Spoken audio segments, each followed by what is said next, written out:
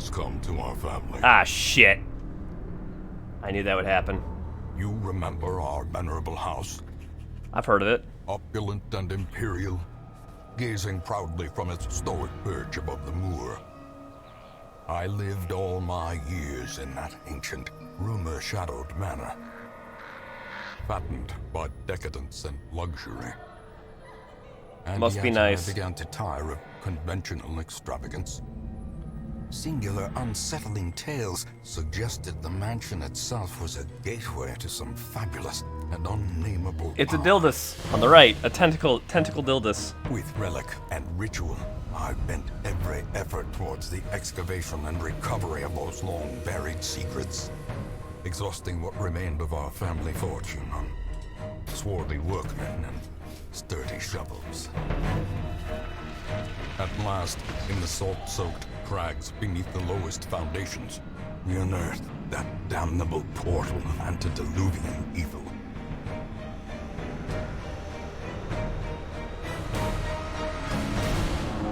That is a good looking door, though. Our every step unsettled the ancient earth. But we were in a realm of death and madness. I hate it when that happens. In the end, I alone fled laughing and wailing through those blackened arcades of antiquity. Are you gonna piss Until and shit yourself and come? consciousness failed me. Oh, I guess You not. remember our venerable house, opulent and imperial. It is a festering abomination. I beg you, return home, claim your birthright, and deliver our family from the ravenous, clutching shadows of the darkest dungeon. Hell yeah. I love this game. This is one of my favorite games of all time. And a friend asked me to do a playthrough of this because she is bad at it, but she wants to see the game and she likes watching me play games. So this one is for my friend. I have many hours on this. I'm gonna do a new one, and I'm gonna do no and no. I gotta decide whether or not I want to have the DLC on, because I do like it very much, but it does slow things down a lot. Because, like, you'll get the curse, then you gotta go to the Crimson Court, you gotta get the blood, you gotta do all that stuff. It is. Yeah, I'm gonna go ahead and... I'm gonna turn off the Flagellum and the Shieldbreaker also, because I'd rather just do it like, they're both really good classes, and honestly kind of break things a little bit, so... We're gonna do regular... Radiant is easy mode, I don't need that. Stygian is hard mode, where you have, like, a time limit and a death limit, and I don't want to deal with either of those. So we're just going to do regular old Darkest. Oh, I wasn't done typing a name in. That's fine. We will begin.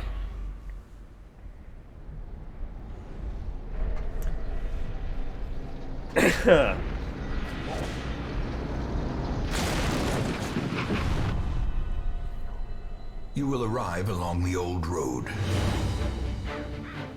It winds with a troubling, serpent-like suggestion through the corrupted countryside,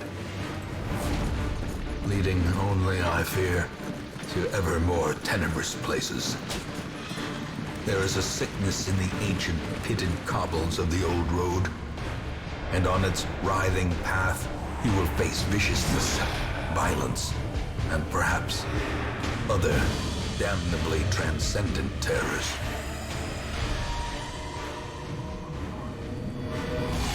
So steel yourself, and remember there can be no bravery without madness. The old road will take you to hell, but in that gaping abyss, we will find our redemption. This Uber driver is not getting 5 stars.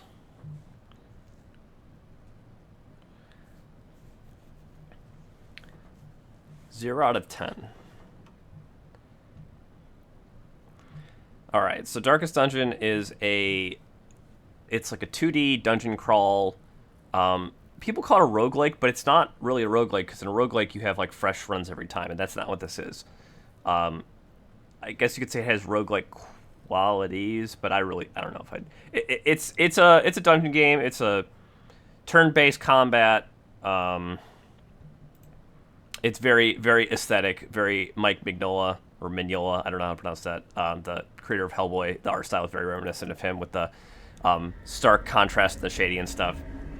So, like, the entire game is, or there's sort of two halves of the game. There's the town management, which is really just in service of improving your guys for combat. And here, see, why are, oh, that's right.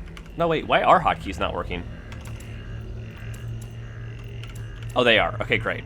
I prefer to use the keyboard for this. So, you have a map, and you click on locations to move between the rooms. Brigands have run up these lanes. Keep to the side path. The hamlet is just ahead. There's the narrator who is always constantly this thug in brutal fashion. Always adding. All may hear of your arrival. He talks a lot. He talks a lot. It's very good. It's very aesthetic. I'm gonna use that word a lot to describe this game because it is.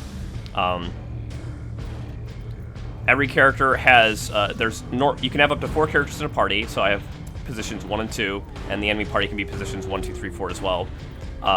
Every attack has a spot it can be used in. So the little yellow or gold dots on the left side, top left, like near where the cursor is, are the position the party member has to be in to use the ability, and the red dots are the position the target has to be in to hit with that ability. So you can see that these abilities are grayed out because even though the Highwayman Dismas is in the second slot where he can use the ability, there are no targets in the second, third, or fourth position on the enemy party to use it on.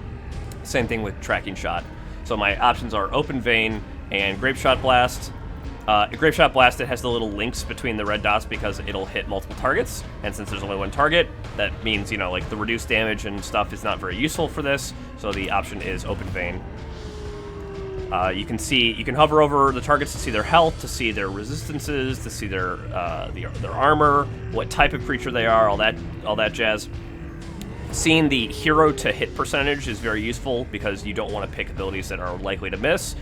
This game is about making the most out of sort of bad situations. Like, it's a very RNG-driven game, sort of at the top level, but you have so much control over how to manage that RNG that it really ends up being a game of skill more than a game of chance. There are plenty of times where I had gotten absolutely boned in this game because I had like a 95% chance to hit and something critical missed, and then they got like 3 crits on me in a row, which was like a 1% chance of happening, altogether. And that's just the nature of the game, so you learn to roll with that. So that also gave him a bleed, which is another 6 damage over 3 turns, and reduces his bleed resistance and makes him slower. The Crusader here, he's a frontliner. He's got a punch a man, punch 2 men, stun a man, and increase his armor. This guy he's basically gonna die. Like, I have an 83% chance to hit. I can deal between 6 and 12 damage. He's got 8 health. So even if I hit for 6 damage, he's got the bleed and he's gonna die on the next turn. So the way I describe this is like, I have a kill shot, basically. I have a chance to, I have my window to kill here, and so I want to do the thing among my characters here that is going to guarantee a kill. So it hit, and even though it hit for the minimum amount, the bleed ticks first. Gently. This is how a life is taken. The bleed ticks first, and so he's dead without getting to take any actions. So you wander along these corridors here. You got a light level, which as it goes down, increases it's sort of like a risk-reward thing, where like the lower your torch is, the higher your rewards, but also the higher the amount of damage and stress and everything you're going to take, the higher the risk. So keeping things low makes, keeping the light low sort of modulates that waveform, to go very high and very low and everything, and then it softens it out as it moves to the right here, and you have more and more light. So I'm going to be playing it's just a full light run. I'm not going to do anything fancy. I have done pitch black runs, and they're a lot of fun. It's just a different experience, and I just kind of want to explain sort of the basics of all this. So when you're wandering in the hallways here, you run across these things called curios. You can hover over on the map like this. There are things that you inspect, and sometimes you can drag an item. If I had any items that were worth using, I could drag an item here to like use it on the thing. So curios have like some set of fixed random choices. I say fixed, and like the set of things that can happen is fixed for that curio, but it's random which one of those things happens. In the beginning here, this one is just, I think it's always you find valuables in the tent. Leave nothing unchecked. There is much to be found in forgotten places. So I got a couple. I got like a useful little item, and I got some gold, and I have my food. So now, let's see, the light level's gone down. Now we've got plus to stress, plus the monster crits. Send these vermin a message. The rightful owner has returned, and their kind is no longer welcome. So you notice the Crusader got pushed back there because one of the things, one of sort of the stats or like status effects of the game is movement. Since positioning is so important, you can see like I have different abilities I can use now. Like I can't use pistol shot even though there's people in these spaces because he got, basically the Crusader got pushed back, which pulled the rogue forward, the highwayman forward, which is fine. When deciding targets here, you know, I have a choice between, like, I could try and get the weak backliner, or I could try and, like, soften up the strong frontliner. If I do this, I will get a damage buff for the rest of the fight, so I'm going to go ahead and I'm just going to play it easy like that. Do a little bit of damage to the guy in the back. Start getting myself buffed up. Yeah, the guy in the back's just going to keep pelting me with hits like that. Little tiny debuffs that don't do a lot. It might be a good idea if I want to kind of lock this guy down to try and go for a stun on him. I get a little bit of damage, and you can see it says in the bottom there, stun resistance is 50%. So if the way it works is you take the stun chance on this, which is 100% base. It does go above 100 as things level up. So this means I have a 100% minus 50% equals 50% chance to stun with this, so I can flip a coin and try and stun this guy, which is, you know, I'll just go for it. It was resisted, so that changes sort of like my decision tree now. So if he was stunned, maybe I would take a second to move the rogue back, or move the highwayman back, but since he's not, I'm just going to start dealing damage. Fantastic crit. So a few things happen there. One is the bleed effect is now 5 turns instead of 3 when you crit. I got a debuff on him, I did a lot of damage, but the highwayman also got a buff, the +2 speed at the bottom for, that's a critical hit buff. You see how it's like a yellow arrow and a blue arrow. Normal buffs are just blue and blue. So this is a temporary buff he gets for critical hitting, and on top of that, he had a little bit of stress developed, but critical hits will also relieve a bit of stress. So that was a lot of good things happening at once on the crit thing, which is another reason why, like, as the light level gets lower, I think your crit chance also goes up, and so you can see where, like, the ebb and, not ebb and flow, but like the peaks and valleys of increasing those chances can have like very profound effects in both directions. I'm going to go ahead and I'm just going to hit this guy because he's taking some good hits.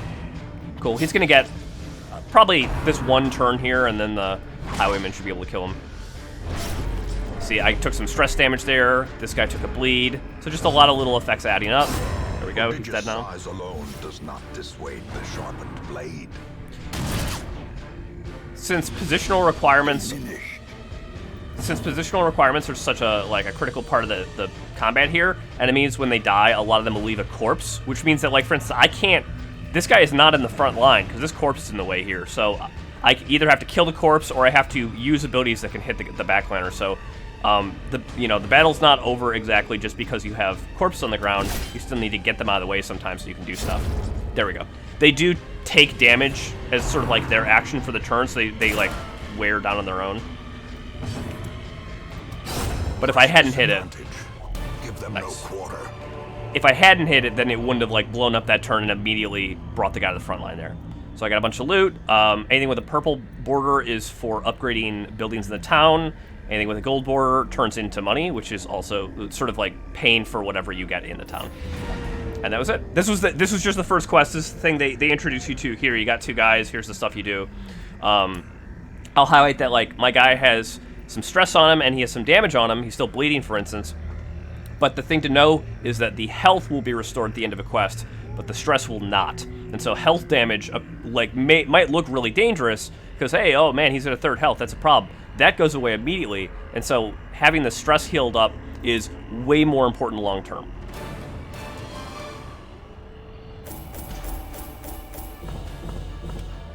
Great. A little bit of money. My guys got some experience. They got to level 2, or level 1, I guess, because you start at level 0. And then neither of them got quirks, which I'll talk about when those show up. So this is the other half of the game. This is the Hamlet portion of the game. Welcome home, such as it is. So it wants me to look at all this stuff. Squalid Hamlet, these corrupted lands, they are yours now, and you are bound to them. I'm gonna let him talk because I like letting him talk. Most will end up here, covered in the poisoned earth, awaiting merciful oblivion. That was for the graveyard. She should say something for the nomad wagon. Trinkets There we and go. charms, gathered from all the forgotten corners of the earth. All right. So every building or every like major location is on the left here, sort of as a quick access. And then a lot of them have the ability to be upgraded here. So you see I have crests. It starts you off with a certain amount, so you can immediately upgrade stuff. So we can upgrade the nomad wagon. Right now it's got 2 items for sale. I can make it so it has 4 items for sale. I can reduce the cost. This is not one that I usually put a lot of resource into early game, because you're really, really limited on your money, and you're not going to want to spend it. Like, see, I can't even afford a simple common item, the kind of stuff you just, like, find in a tent, you know, like in a curio, in a simple curio in a dungeon. So it's not worth paying that much money for. Women and men, soldiers and outlaws, fools and corpses. All will find their way to us now that the road is clear.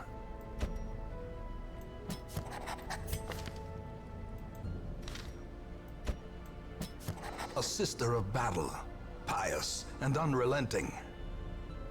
So there's no way if you're playing on Stygian or I think the Crimson Court one is called Blood Moon.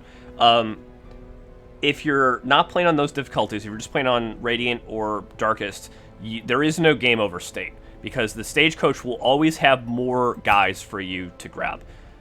They come with a predefined, or not a predefined, they come with a random set of skills. So like mine happen to come with these 4 skills unlocked and these camping skills unlocked, and these quirks. So she, the Plague Doctor is a she, starts with Stout, so plus 15% healing skills while camping, and just flat out plus 10% stress from all sources. The Vestal, increased chance of losing money while gambling. Ooh, she deals extra damage to undead, and plus speed if torch is above 75%. And I'm going to try and keep the torch above 75% the whole time, so that's good. She ended up with 2 melee abilities. Her abilities are sort of poorly matched here, because you see like one of them requires her to be in the front 2, and the other requires her to be in the back 2. So I am going to want to swap these, or like unlock the other skills for her as soon as I can, so that she has 4 skills available at whatever position she's in instead of just 2 at a time. That's not very useful. The smart thing to do is to pretty much update the stagecoach immediately, specifically the hero barracks, because you're going to want to get as many people in your party as possible, because as I mentioned, stress ramps up. You can see that my guys still have the little like white pips there because they still have stress, and that stress will continue to climb as they do missions. Usually you guys will come back and you'll basically have to use them for 1 mission, and then you have to rest them. So you need at least 2 parties to cycle between, or else you're just flat out, your guys are going to go insane, they're going to die, and you're going to not really be able to make any forward progress. Because the forward progress is kind of defined as your overall hero roster strength. If you need to have a full roster, and all your guys need to be leveling up consistently, because if you don't have that, you can't do the harder missions, and you can't progress to being able to eventually complete the Darkest Dungeon itself. In time, you will know the tragic extent of my failings. This is where we can enjoy the sweet, sweet lore as we unlock it. You see, basically everything is locked right now. The only thing they gave me access to is the stagecoach, because they're still sort of in the tutorial phase of the game. So I'm not gonna update the roster size yet, because I only have 4 guys, so it doesn't make any sense. Great heroes can be found even here, in the mud and rain. One thing I could do if I really wanted to ensure that I get a full party on the next go, is you can trade at sort of unfavorable rates, one type to another type. And so I could do this, I could take 3 and turn them into 2 and immediately get myself to being able to get 4 guys, so that I'd have, a second party, which I think I'm going to go ahead and do. Each of these materials is used to upgrade a different set of buildings, so there's always 2 for the most part of each type. The church or whatever it's called, and the sanitarium use the busts, so I already know that what the busts are used for, and I'm not in a huge hurry that I need to get these things upgraded right away, so I am okay with spending them. Also, there are different rates that you acquire them, so busts are fairly common. It's based on the amount you can stack in the inventory when you're in a dungeon, and I'll point this out when we get in there, because I realize this is a lot to take in, but you can stack a lot of busts into a single inventory slot, but you can only stack like 3 portraits. And so portraits are the ones that you can see, like, even the conversion rate here kind of describes that, where the you almost get like 1-to-1. Yeah, in fact, crests are the most common ones, so you can take 2 busts and turn them into 3 crests.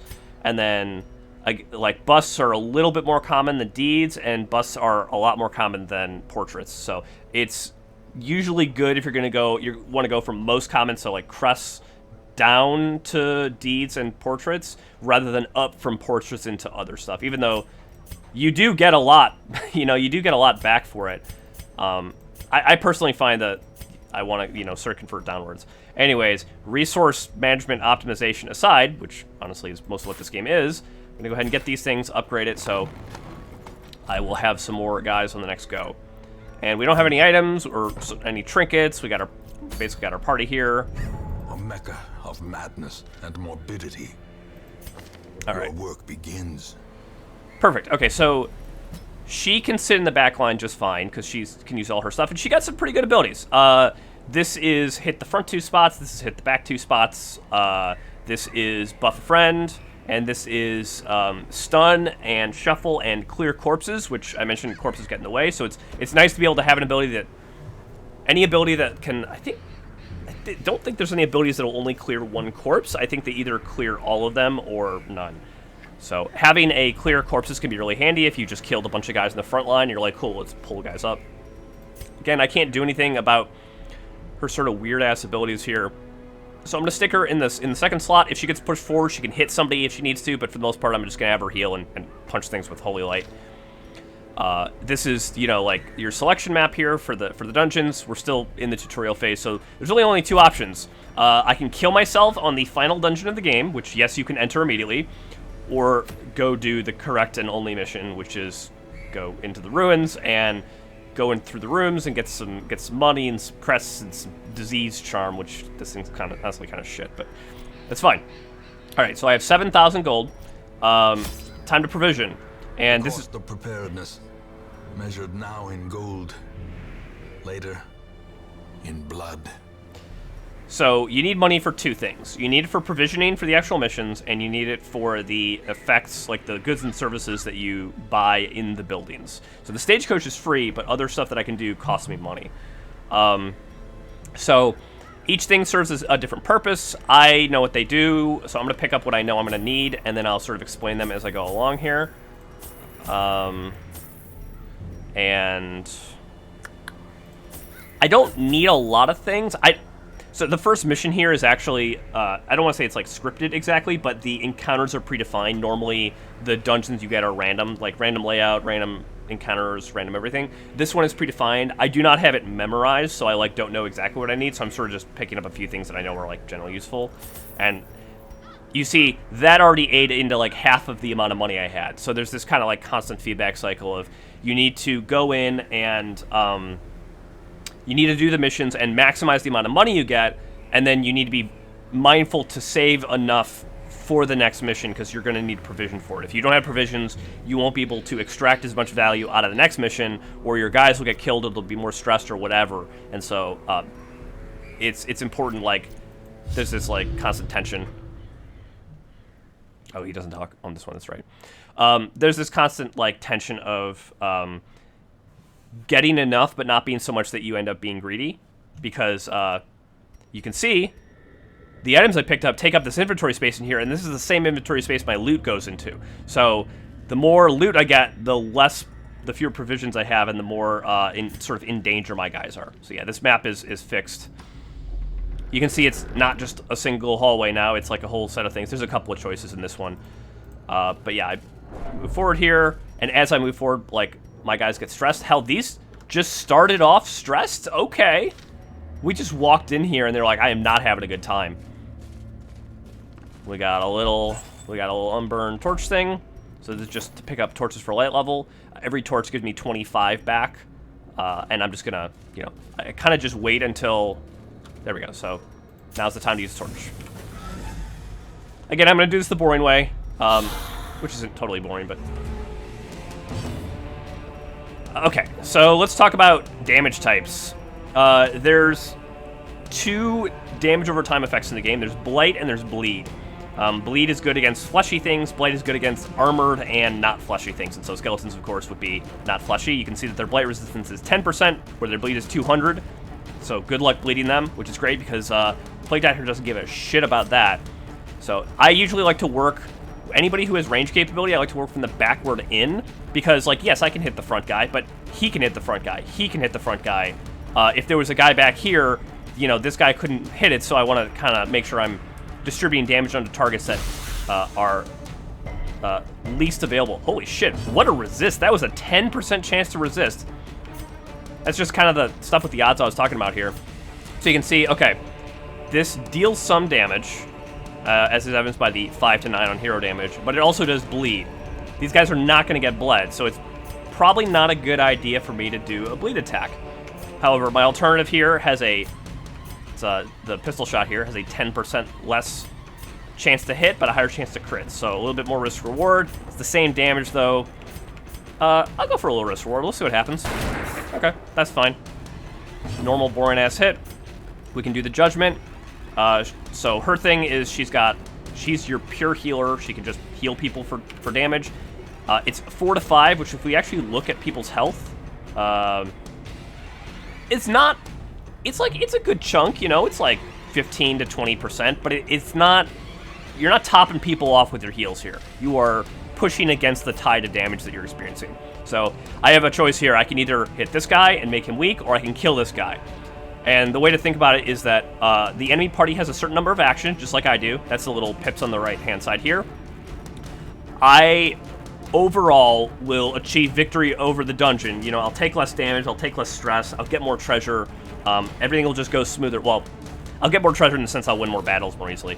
I will get all those things if the enemy party has fewer actions. And so at every turn, you want to seek to minimize the amount of actions the enemy party gets over time, which is stuns, killing them, reducing their chance to hit so their actions are useless, whatever. And so the smart play here is for me to, even though, you know, it could miss, right? I mean, it could miss the same amount on this guy, is to take the action that will result in this guy dying, and therefore the enemy party only having 1 action instead of 2.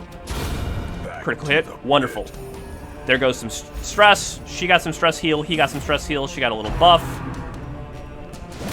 He takes a measly 2 damage. We don't care about health damage very much. He deals bonus damage to undead. See, plus 15% damage versus unholy. Bada bang, bada boom. That's it. With impunity. This expedition at least promises success. You also get stress healing when you kill a guy. So even though you're getting little source of stress stacking up over time, you're also getting little stress heals stacking up over time and kind of pushing against it. So I like the idea where everything is like a little bit up, a little bit down constantly. And it makes these very like flittery sort of, you know, like watching like a stock, like a stock chart go up and down a lot. So things are not moving very linearly in this game, and it makes it more interesting. A handsome reward for a task well performed. Okay, so this is why you need shovels. So even the cold stone seems bent on preventing passage. This is just called an obstacle. There's 1 type for every of the 4 dungeon locations, or 5. Wait, I don't remember if the Darkest Dungeon has obstacles like this. It must. But anyways, there's 1 tool to use against an obstacle. It's a shovel. So if you have no shovel, you have to do it by hand, which all your guys take damage, they take stress, and you lose light level. So it's very bad. Being without shovels is a huge deal, so you always want to have enough shovels with you. It is a huge problem if you do not. All right. Now, casters. Just kind of like how my characters are set up, we have our melee guys in the front, we've got our castery support people in the back. Enemy parties are composed the same way, so we have a bone soldier and a bone rabble. They're going to hit. You can see we fought one of these guys before, so you can see that he has a skill called Bump in the Night, because we've seen him use it. So as you go on, you learn more about what the enemies are capable of, and it keeps track of that, which is kind of cool. This guy's a little bit more armored, so he's got 15 protection. He's also a little bit more stun resistant and movement resistant. This guy's a little bit weaker. These are just standard damage guys. Though, we have our Cult Acolyte now talking about backliners. She is a humanoid. She'll show up in any party composition, and her primary attack is not to deal me damage, but to deal heavy amounts of stress to my party members. So she's like a stress damage caster. So I do not want her to act at all, which is why this little stun action is going to be very useful. Nice. And it had a shuffle component on it too. So she moved up, which means that, hey, look at that. I can swing at her from the front line. So not only is she not acting, she's in a weak position. So there goes her one action. Her stun eats up the turn. And I can now, I have a choice here of I can try and finish her off now with this ability. And she's sort of evasive. You can see it's only a 73% chance to hit. Or I could try and deal damage to one of the skeleton guys. Knowing that the Crusader deals bonus damage to Unholy, I can leave the skeletons to him, and I think it's a smarter idea for me to just take her out. She's dead. So now I save myself. I save myself a lot of stress damage from her not getting a turn, which is a big deal. All right, weak hit. That's fine. Again, HP damage, not a problem. That's all these guys do. They're here to soften my party up and put me into more dangerous situations, not to actually like kill me. So I talked about before. I want to, if I can hit the back, I want to hit the back. I'm gonna do that because these guys have a, well, he doesn't, because he can always just, actually, hey, let's give it a shot. If this rolls really nicely, I could end up killing both these guys. It could also miss. But I'll do this. This guy is gonna get blighted. Holy shit, these guys are, what? That was a literal 1% chance you saw there. A blight resist, a 10% blight resist. Am I getting that right? Yeah, it's a 100% chance on both of those. So yes, a 10% chance to miss on the first time, and then a 10% chance to miss on the second time. 10%, 10% is 1%. That was a 1% chance of happening, of seeing those two events occur in a row like that. That's pretty crazy. Continue the onslaught. But again, I'm not in danger from it, so it's not a problem. Got a little soften my guy up a little bit. It's not a big deal. I'm gonna go probably before him here, yeah, and I'll just. There. Oh my god. I was gonna say like a 0.1% would have been crazy to see. Press this advantage. Give them no quarter. And the reason you don't see my cursor moving to these is I'm using the 1, 2, 3, 4 keys to use them. I just find that to be a lot more comfortable. And you can use WASD to move around too. This is one of the reasons that this game is on Switch, but it is a little bit harder to play because you can see it's very mouse-centric. Like I hover over stuff, I can look at information, I can, you know, open this up and I can look around on things. And you can do all that in the Switch one, but it requires a little bit more understanding of, like, there's like you hold like ZL or something and you can look at stuff. And for new players of the game, they don't know that they can look at everything, and it's very overwhelming, and they kind of don't understand how some of the systems are interacting. So I strongly recommend for first-time players. Waiting to be spent. I strongly recommend for first-time players to play on the PC if they are very interested in it, and treat the Switch version like oh sweet, surprised is like I get all of my actions first, and they don't get to go until I'm done going.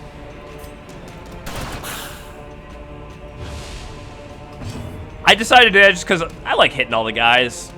Crits received, that's a nice little bonus. The ability is kind of weak at this point. I probably could have done something to make sure that, like, you know, for instance, none of these actions are... Oh, wait, no, this might be a kill shot now. Nah, it wasn't. If I had combined my abilities a little bit better, I might have ensured that somebody, you know, I had maybe killed 3 targets. It looks like I'm going to end up killing 2 in the end, so it doesn't matter. Assuming this guy hits... Yeah, I can't kill this guy and deal damage to this guy by chance, so I'm just going to go ahead and go for here. Another one falls. Okay, well, it was not the most suboptimal thing I could have done. Oh, this is a thing too. For a lot of the backliner guys, like this guy, you know, he's got a big crossbow, so again, he's obviously a backliner. They don't have strong frontline abilities. So you saw he just did a weak bayonet jab that if it had hit, it wouldn't have dealt a lot of damage. That's another way you can weaken parties is, like, for instance, this has a shuffle, but there are abilities that will just, like, pull forward. And so you can pull backliners to the front, and that also sort of cripples their abilities too. I like that there's a lot of different ways to handle each problem. And so there's really just a lot of variety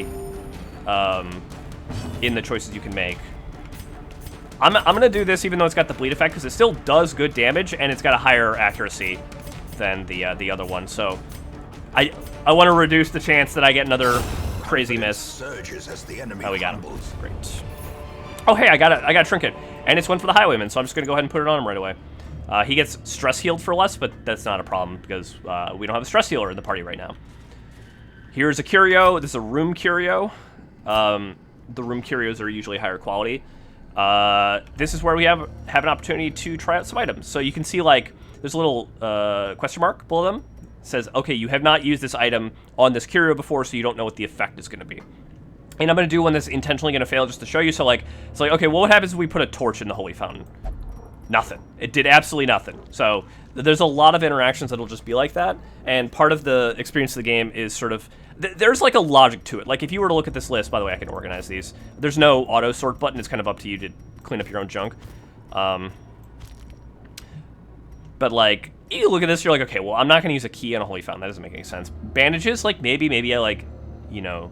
bless the bandages or something. Same, like, medicinal herbs, maybe, like, that's something good with that. Probably doesn't make any sense to shovel it. I don't know why I'd need to use anti-venom on a holy fountain. Oh, hey, holy water, you know, like, maybe I want to use the holy water on the holy fountain. Like, maybe that makes sense. Hey, divine benefit, cool. So that did a heal, a health heal, and a stress heal.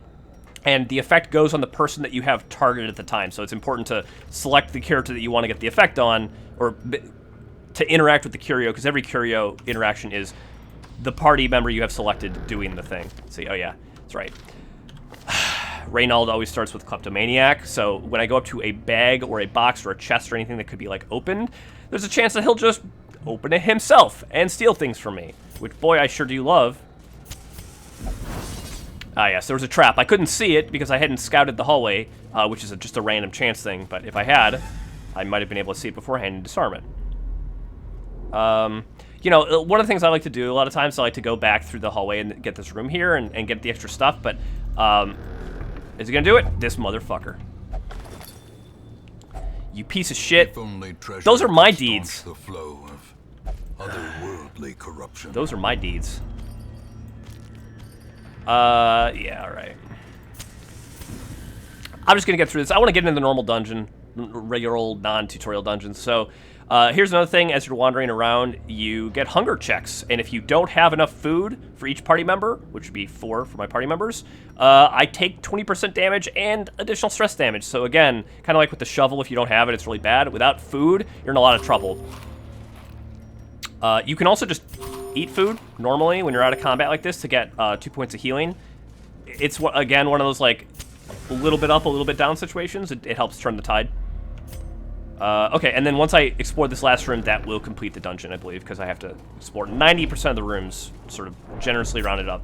I have an extra shovel. This is easy. Let's get through it. Burn my last torch here that I need to get into this room, and I forget. I think there's a fight, yeah. If there's a room curio, there is always a fight. Okay, so now I got surprised. Shuffled my party up. Kind of inconvenient. This motherfucker's a stress dealer, so I'm going to kill him first. Oh. Oof, that sucks. See, 21 stress. That's a lot of stress. If the bar gets to 100, that's a problem. That's a problem for where I am as a person. Go ahead and blight these guys. And now, since this guy has 4 health and he will take 4 damage from the blight, he is guaranteed to die before his next action. He is effectively dead. Hey, frontline baby. What do I want to hit? I'm gonna do the buff thing, and I'm gonna start swinging. Just got some damage and accuracy buff. It is kind of fun to have the Vestal up front here and just doing some damage. Like, you can set her up to be a pretty good unholy killer. Oof. Okay, good. Let's see. Yeah, you can see he's fairly both move and stun resistant, which is helpful. Let's see. I can get a total of 13 damage if I get lucky here, or I could just deal 13 damage, or sort of. It's the same hit chance, too. You know, I'm gonna roll the dice on it. That wasn't bad. That was not bad. Now I'm gonna have her... Oh, this could be a good hit. That was decent. He's armored, so it's just gonna be like that. The reason I'm not super duper worried... The reason I'm not super duper worried about, like, oh, I gotta... Like, that was a really inefficient set of rounds there, right? I spread the damage out all over the place. It wasn't super good. I'm at the final battle here. I've already taken all the stress damage pretty much I'm going to take, unless I get critically hit against. And I don't need to worry about the health. So I might as well just... I'm having a good time with him. Okay, he's dead. Blight damage goes through armor, so even though this guy is armored, he will take a full 4 damage from that blight, or 5 damage, so he's dead. Whatever, she's fine. And then I just... Ooh, a miss. One of my guys will go next turn, and then I'll bonk this guy, and that'll be that. This is how a life is taken. The Plague Doctor is very fast. You can see the speed stat at the bottom. Hold on, let me... Speed 7, speed 7, speed 1, speed 6. So that does not guarantee the order.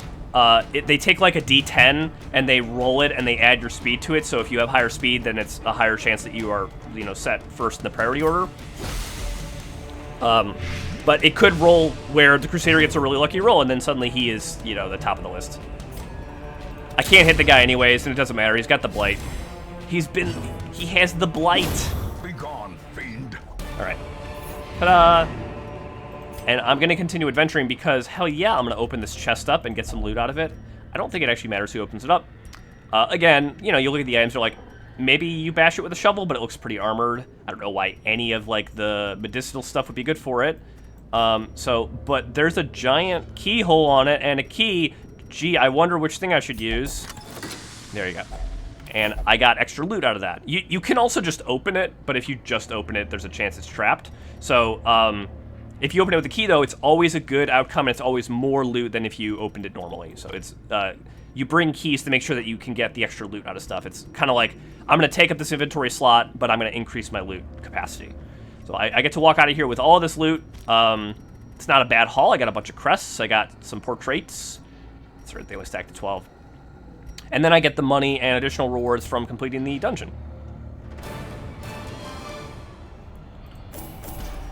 So I got 3,000 plus 5,400 plus 24 crests plus 2 portraits and a little charm. Ah, here we go, quirks. So every time you complete a dungeon, there's a % chance that you receive a quirk. A quirk is either a positive or negative effect, like the ones you saw on the list there. So we've got, he got steady, that's great. Your chance of getting positive quirks is higher the lower your stress level is, so it's good that my guys have low stress. There's like, you know, a low but non-zero chance she gets a negative quirk.